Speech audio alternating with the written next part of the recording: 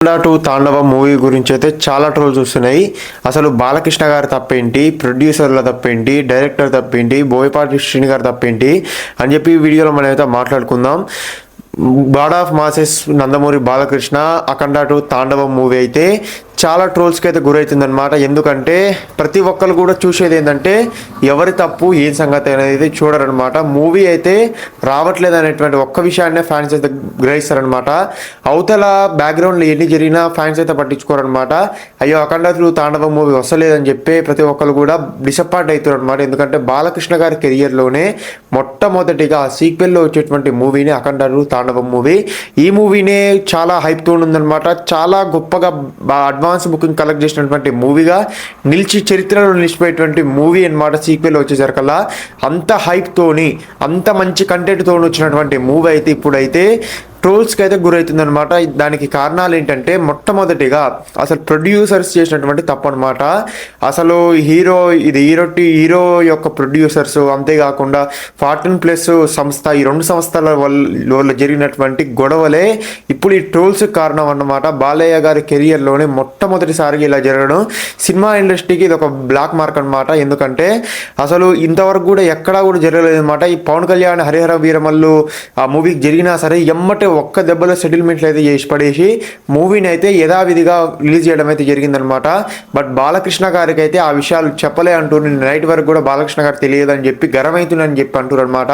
బాలకృష్ణ గారికి తెలియకపోవడం వల్ల ఇప్పుడైతే డైరెక్టర్ మీద, ప్రొడ్యూసర్ల మీద చాలా గరమవుతుండు.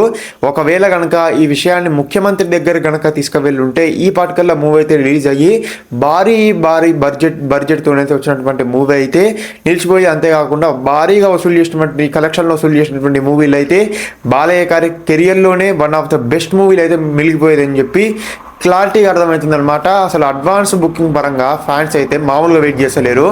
బాలయ్య గారిని ట్రైలర్ వచ్చినప్పుడు చాలామంది అయితే ట్రోల్స్ చేశారనమాట. బట్ వాళ్ళే ఒకసారి ట్రైలర్ మొత్తం కూడా చూసిన తర్వాత, సాంగ్స్ అన్ని కూడా చూసిన తర్వాత ఫ్యాన్స్ అయితే అయిపోయారనమాట. అలాంటి మంచి సనాతన ధర్మ కంటెంట్తోని బాలయ్య గారు అయితే అఖండ టూ మూవీని తీస్తారని చెప్పి చాలామంది నార్మల్ ఫ్యాన్స్ కూడా చాలామంది అయితే వెయిట్ చేస్తారు. ఇంకా నందమూరి ఫ్యాన్స్ గురించి చెప్పనక్కర్లేదు. ప్రతి ఒక్కరు కూడా 1000 కళ్ళతో ఎదురు చూస్తారు అనమాట. ఆ మూమెంట్లో ఇలా జరగడం చాలా బాధాకరం.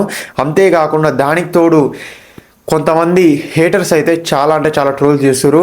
కన్నడలో కావచ్చు, తమిళనాడులో కావచ్చు, చాలామంది అయితే ట్రోల్స్ చేస్తారు. మూవీ కంటెంట్ బాగాలేదు కాబట్టి మూవీ అయితే ఇలా అయిపోయింది, అసలు మూవీ వచ్చినా సరే ఎవరు కూడా చూడరు అని చెప్పి వాళ్ళైతే ట్రోల్స్ చేస్తారు. దానంతటికి కూడా కారణం, దానంతటికి కూడా పూర్తి బాధ్యత వచ్చేసరికల్లా మూవీ ప్రొడ్యూసర్స్. ఇది 14+ సంస్థ అయితే వాళ్ళు అప్పుడెప్పుడో కట్టవలసినటువంటి 14 కోట్లకైతే దగ్గర 25 కోట్ల వరకు అయితే వాళ్ళకైతే మళ్ళీ ఇంట్రెస్ట్ అయితే పెరిగిపోయి వాళ్ళైతే ఇప్పటి వరకు కూడా కట్టలేని స్థితిలో ఉండి మళ్ళీ అఖండ టూ తర్వాత కడదాం అనుకునేసరికల్లా ఇదే మంచి పొజిషన్ అని చెప్పి వాళ్ళైతే కేసు వేసేసరికల్లా, ఆ కేసు గెలిచేసరికల్లా ఇప్పుడైతే బాలయ్య గారు, అంతేకాకుండా బోయపాటి శ్రీను గారు, ఆడియన్స్, మూవీ బుకింగ్ చేసుకున్నటువంటి ఆడియన్స్ వీళ్ళందరూ కూడా బలేరని చెప్పి క్లారిటీగా అర్థమవుతుంది ఫ్రెండ్స్.